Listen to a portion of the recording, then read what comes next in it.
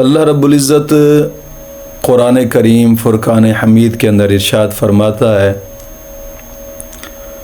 وَإِذَا سَأَلَكَ عِبَادِي أَنِّي فَإِنِّي قَرِيبٌ أُجِيبُ دَعْوَةَ الدَّاعِ إِذَا دَعَانِ فَلْيَسْتَجِيبُوا لِي وَلْيُؤْمِنُوا بِي لَعَلَّهُمْ يَرْشُدُونَ۔ اے محبوب کہ جب آپ سے میرے بندے میرے بارے میں سوال کریں تو فرما دینا کہ تمہارا رب تمہاری شہ رگ کے بھی زیادہ قریب ہے۔ یہ اللہ تعالیٰ سے قائم رکھنے کی بات ہو رہی ہے، اللہ رب العزت سے تعلق قائم رکھنے کی بات ہو رہی ہے کہ محبوب جب آپ سے میرے بندے سوال کریں تو بتانا کہ تمہارا رب تمہاری شہ رگ کے بھی زیادہ قریب ہے۔ اجیب دعوت الداع اذا دعان، تم جس وقت اپنے رب سے مانگو، جو بھی دعا مانگو، تمہارا رب تمہاری دعا کو سنتا بھی ہے اور تمہاری دعا کو قبول بھی فرماتا ہے۔ فَلْيَسْتَجِيبُوا لِي وَلْيُؤْمِنُوا بِي لَعَلَّهُمْ يَرْشُدُونَ، وہ تمہاری دعاؤں کو قبول فرماتا ہے اور وہ تمہاری دعاؤں کو سنتا ہے۔ لیکن ایک بات ضرور یاد رکھیے گا کہ جب اپنے رب سے تعلق مضبوط کرنا ہو، اپنے رب سے تعلق جوڑنا ہو، اپنے رب سے تعلق کو رکھنا ہو تو پھر کچھ چیزیں ایسی ہوتی ہیں کہ جن پر انسان کو توجہ دینا ضروری ہوتا ہے۔ ان میں اپنے رب کا حکم سب سے جو پہلی چیز آتی ہے وہ ہوتی ہے کلمہ طیبہ۔ ظاہری بات ہے کلمہ طیبہ ایک بنیاد ہے اپنے رب سے تعلق جوڑنے کی۔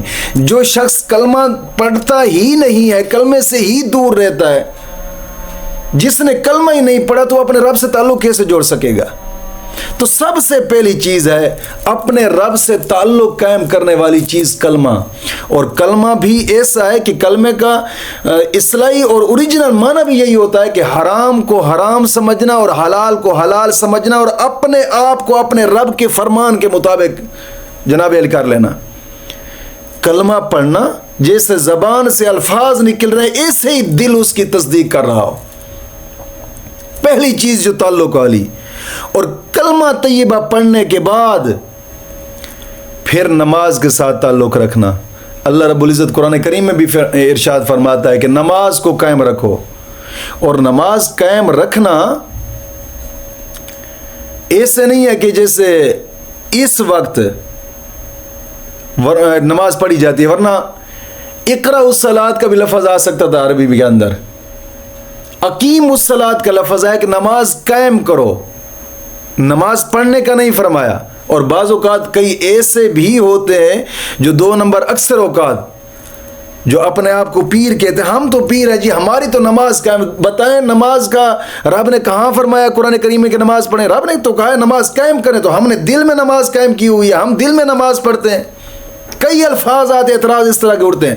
اقیم الصلاۃ کا مطلب یہ ہوتا ہے کہ نماز قائم کرنا ایسے، میں ایک مثال دے کر سمجھاتا ہوں، جس طرح کہ ایک رکشے والا ہوتا ہے، رکشے والا 10 روپے دن کے اندر کماتا ہے تو 5 روپے رکشے کے اوپر لگاتا ہے اور 5 روپے بچاتا ہے۔ مطلب نماز کو پڑھنا اور نماز کو بچانا، یہ ہوتا ہے نماز کا قائم کرنا۔ اور نماز پڑھی کیسے جائے گی اور بچائی کیسے جائے گی، آپ اس میں فرق سمجھیں۔ نماز پڑھنے والا ایک ایسا بھی تھا جس نے 40,000 سال نماز پڑھی ہے، لیکن جب بچانے کی باری آئی اللہ رب العزت نے فرمایا کہ میرے آدم کو سجدہ کرو، سجدے سے انکار کر دیا۔ بچانے کی باری آئی تو بچا نہ سکا، 40 سال نماز پڑھتا رہا۔ معلوم ہوتا ہے کہ نماز پڑھتے رہیں، یہ نماز پڑھنے والی بات ہے۔ جب نماز قائم ایسے ہوتی ہے، نماز ایسے قائم کرو کہ تمہاری نماز کے اندر بھی نبی کی عزت کا خیال ہونا چاہیے، یہ ہے نماز قائم، یعنی نبی کی عزت سے نماز قائم ہوتی ہے۔ نماز پڑھنے والا تو نمازیں پڑھتا رہا، 40,000 سال بھی نمازیں اس نے پڑھی ہیں، لیکن جب نبی کی عزت کی باری آئی، نبی کے ساتھ محبت کی باری آئی، وہ نمازوں کو قائم نہ رکھ سکا، بچا نہ سکا۔ تو نماز کا قائم کرنا، اور نماز کو بھی اس طریقے سے قائم رکھو کہ نماز تم اپنے رب کی بارگاہ میں اس طریقے سے پڑھو کہ جس نماز سے اللہ اور اس کا رسول بھی خوش ہو۔ اور پھر تیسری چیز اللہ سے تعلق قائم رکھنے والی وہ ہے کثرت ذکر۔ اور ذکر دو طرح کا ہوتا ہے، ایک ہوتا ہے ذکر قلب کا، دل کا ذکر، اور ایک ہوتا ہے ذکر زبان کا، زبان کے ساتھ ذکر کرنا۔ اور زبان کا ذکر بھی اعلیٰ ہے اور دل کا ذکر بھی اعلیٰ ہے، دونوں ذکر اعلیٰ ہیں۔ دل کے ساتھ دل کا ذکر اکثر اوقات کئی کبھار ایسا ہوتا ہے کہ دل کو چلانا اللہ کے ساتھ ایسے چل جائے کہ تم کوئی بھی باتیں کرتے رہو تمہارا دل اللہ بولتا رہے۔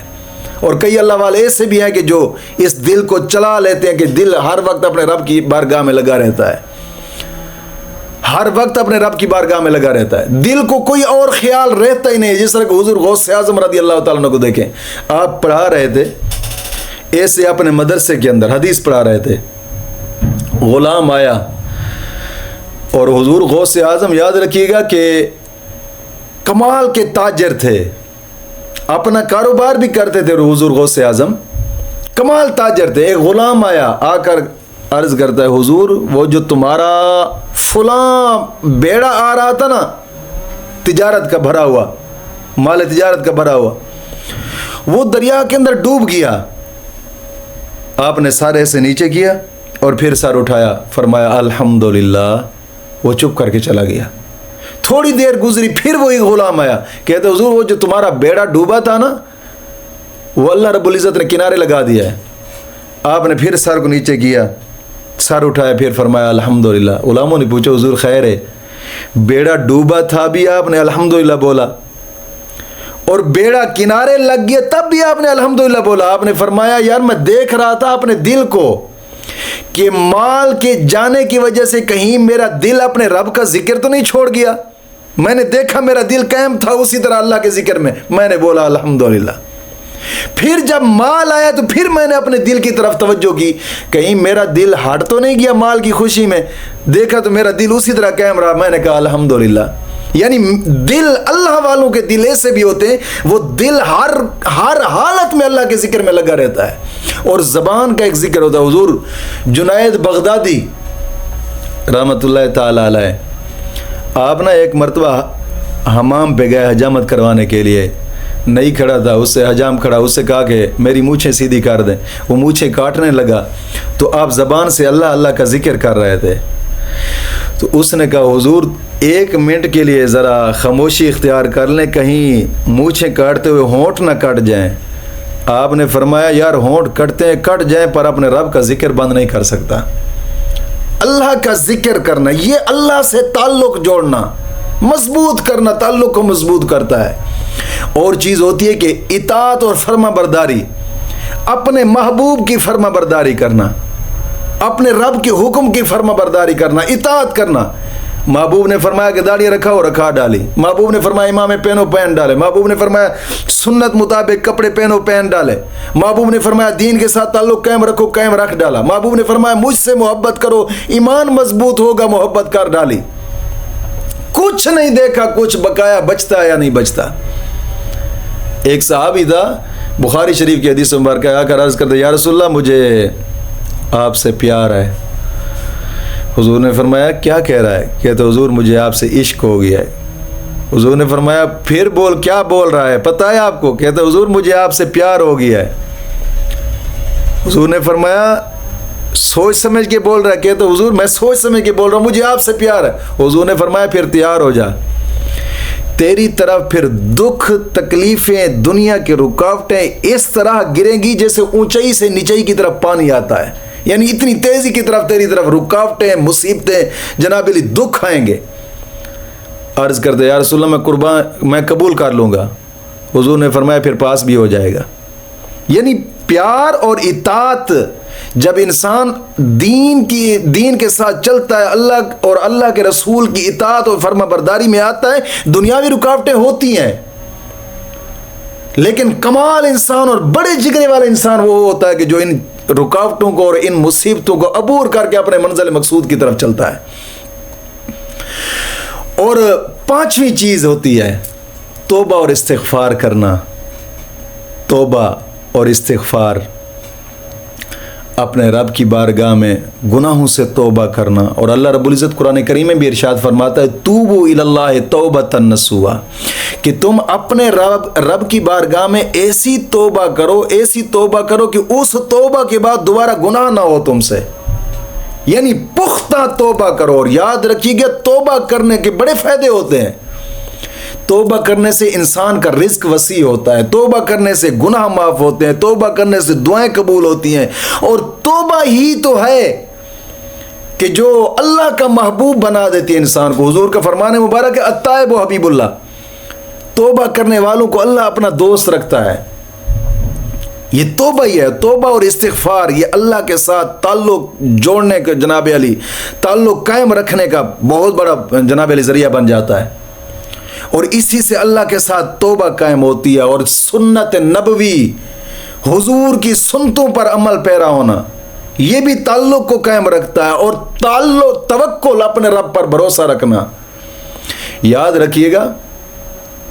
اور ہر لحاظ سے اپنے رب پر بھروسہ رکھنا. کچھ ایسے بھی ہوتے ہیں دنیا میں لوگ، کچھ تو ایسے ہیں کہ جن کا تعلق اپنے رب کے ساتھ تعلق ایسا ہے اور توکل پھر بھروسہ ایسا رکھتے ہیں، وہ کہتے ہیں کہ یار دنیا کو پالنے والا تو وہی ہے، وہی تو ہے رب رزق دینے والا. اور سوچ بچار میں پھر جاتے ہیں یار ذات ایسی ہے کہ جس نے زمین کے سینے کو چیر کر سخت لکڑیاں نکال ڈالی، اور زمین کے سینے کو چیر کر ہمارے لیے فصلیں نکال ڈالی. ہے ذات، اس ذات پر جب وہ تعلق قائم رکھتے ہیں اور پھر توکل اور بھروسہ رکھتے ہیں، پھر وہ بھروسہ بھی ایسا رکھتے ہیں کہ اگر وہ جنگل بیابان میں بھی پڑے انہوں مولا کریم غیبی ان کے ساتھ ایسا برتاؤ فرماتا ہے کہ ان کا رزق بھی وہیں پہنچتا ہے اور ان کی مشکلات بھی وہیں ٹل جاتی ہیں. انہی کا بھروسہ اپنے رب پر ہوتا ہے. اور توکل اور بھروسہ اپنے رب پر ہونا چاہیے. یہ نوکریاں یا پھر جناب علی تنخواہیں، کئی بار ایسا ذہن میں یار میں نوکری نہیں کروں گا، کماؤں گا کہاں سے، کھاؤں گا کہاں سے. یہی چیز ہے کہ جو آج اس وقت دنیا کو دین سے دور کر رہی ہے. اور ہر آیا بچہ دنیا پہ، ہر ماں باپ یہی سوچتا ہوتا ہے میں اپنے بیٹے کو یار جناب علی دنیاوی تعلیم پڑھاؤں گا تاکہ پڑھ کر کہیں نوکر تو لگ جائے گا. یار اگر دنیاوی تعلیم میں نہیں پڑھا تو یہ بیچارہ کہاں سے کھائے گا. صرف اتنا سوال ہے، یہ جو گیدڑ ہیں یہ پڑے ہوئے ہیں، کھوتے پڑے ہوئے ہیں، کتے، بلے، جنگل کے درندے کچھ نہیں پڑے ہوئے، مگر رزق رب ان کو بھی دیتا ہے. اور یہ بھی اس نے ایک اصول بنایا ہے کہ چھوٹے سے چھوٹا جانور اس نے انسانوں کے اندر چھوڑا ہے. کیڑی کو دیکھیں سریام چل رہی ہوتی ہے. اور کچھ ایسے بھی کمزور جانور ہیں، کمزور جانور چرند پرند ہیں. انسان موٹر سائیکل چلا رہا ہوتا ہے، اگر اینک نہ ہو تو وہ آنکھوں کے اندر جائیں تو پانی سے بھی مر جاتے ہیں، اتنے کمزور ہیں. ان کو انسانوں کے اندر چھوڑا. اور جو طاقتور ہیں، جو دیکھتے ہی انسان کو کھا جائیں، ان کو اللہ رب العزت نے جنگل میں چھوڑا. جیسے چیتا دیکھیں، شیر، ہاتھی. اور جو کمزور ہے ان کو انسانوں کے اندر چھوڑا، جو طاقتور ہے ان کو جنگل میں چھوڑ دیا. پابندی لگا دی کہ تم وہاں نہ جانا جہاں انسان رہتے ہیں، وہ جناب علی جنگلوں میں رہتے ہیں. اللہ رب العزت نے یہ اشارہ فرمایا ہے، بتایا ہے کہ جو کمزور سے کمزور تمہارے اندر رہتا ہے نا، جب تک میں نے اس کو زندگی دینی ہے تمہارے پاؤں کے نیچے بھی نہیں آنے دوں گا، اس کو رزق بھی پہنچتا رہے گا. یعنی رزق وہی رب، توکل بھروسہ ہونا چاہیے اپنے رب پر. پرندے دیکھیں کہاں وہ جناب علی سٹور کرتے ہیں. صبح اٹھے شام کے وقت پیٹ بھر کر آ گئے، واپس اپنے گھونسلے میں رات گزاری، صبح پھر چلے گئے. کوئی پتہ نہیں صبح کے لیے ہم نے کیا کرنا ہے. جب یہ بھروسہ اور توکل انسان کے اندر آ جائے نا، پھر اس کا تعلق اپنے رب کے ساتھ مضبوط ہوتا ہے. اور جب اس طرح کا توکل اور بھروسہ انسان کے اندر، اور یہی چیزیں ہیں اگر انسان کے اندر یہ چیزیں آ جائیں، اگر مومن ان چیزوں پر قائم ہو جائے تو کفر بھی لرز اٹھتا ہے ان چیزوں سے. یہ وہ چیزیں ہیں. اور پہلے جو مومن ہوتے تھے انہی چیزوں پر تو قائم ہوا کرتے تھے. پہلے جو ہم سے جو پہلے مومن گزرے ہیں، مسلمان گزرے ہیں، انہی چیزوں پر تو وہ قائم تھے. یہ وہ چیزیں تھیں کہ جن کو جناب علی کافر دیکھا کرتے تھے. یار یہ لوگ دن کے وقت جہاد کرتے ہیں، رات پوری کھڑے ہو کر اپنے رب کی عبادت کرتے ہیں. یار یہ کماتے کہاں سے ہیں اور کھاتے کہاں سے؟ ان کا تعلق توکل اپنے رب پر تھا، تعلق اپنے رب کے ساتھ قائم تھا، بھروسہ اپنے رب پر قائم تھا. یہ وہ چیزیں ان کے اندر تھیں تو وہ جس گلی سے گزرتے تھے کفر بھی سیٹ پہ ہو جاتا تھا. اور یہی چیزیں تھیں کہ حضرت عمر کے اندر تھیں. ان کی چال دیکھیں کہ جس گلی سے گزرتے شیطان بھی بھاگ جاتا تھا. یہ چیزیں ان مومنوں کے اندر تھیں. ان کو کافر دیکھتے تھے بھی لرز اٹھتے تھے. یار کون ان کے ساتھ مقابلہ کرے گا؟ اور تاریخ اٹھا کر دیکھیں، کئی جنگیں ایسی بھی ہیں. آپ مسواک کر رہے تھے، کافروں نے دیکھا یار یہ دانتوں پر مسواک کر رہے ہیں، مسواک دیکھ کر بھی بھاگ گئے. جنگ فتح ہو گئی تھی کیونکہ ان کا تعلق اپنے رب کے ساتھ تھا، بھروسہ اپنے رب پر تھا. اور یہ وہ چیزیں تھیں کہ ان چیزوں کے ساتھ ان لوگوں کا بڑا گہرا تعلق تھا. اور ان چیزوں کے ساتھ جب گہرا انسان کا تعلق ہو جائے نا، پھر ایمان بھی مضبوط ہو جاتا ہے اور کفر بھی لرز اٹھتا ہے. ایسے بندے کو دیکھ کر جناب علی پھر اسلام بھی بڑا مارا پھیل رہا ہوتا ہے، تیزی سے پھیل رہا ہوتا ہے اسلام بھی. یہ وہ چیزیں ہیں کہ مولا کریم ان چیزوں پر عمل کرنے کی توفیق عظیم عطا فرمائے. وما علینا الا البلاغ المبین.